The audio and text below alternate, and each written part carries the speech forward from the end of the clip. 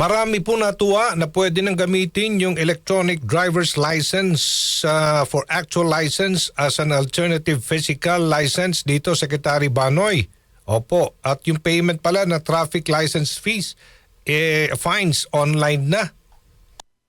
Tama po. At yan po kasi naman ay again, no, kailangan natin pumunta sa era ng digitalization. At parati ko po sinasabi sa ating mga kasamaan dito sa DOTR na kapag yan kasi ay digitalized, maiiwasan natin ang issue ng corruption.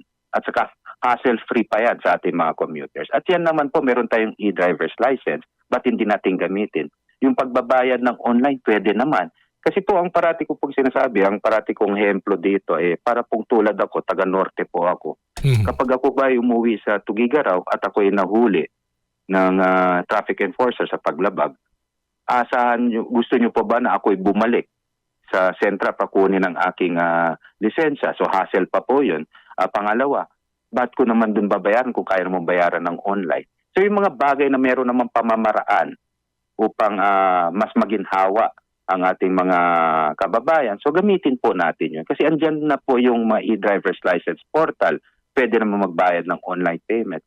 So mas nararapat at mas mainam na gamitin po natin yung mga ganong plataforma. Opo.